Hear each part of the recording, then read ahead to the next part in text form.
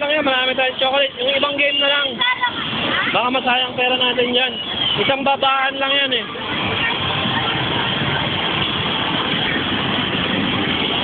Ano yan? Ganun din? Ganyan yung nilaro natin, ang hirap ng control, di ba?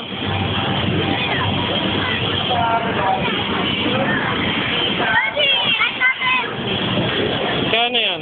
15. Alam mo na kung paano yung control?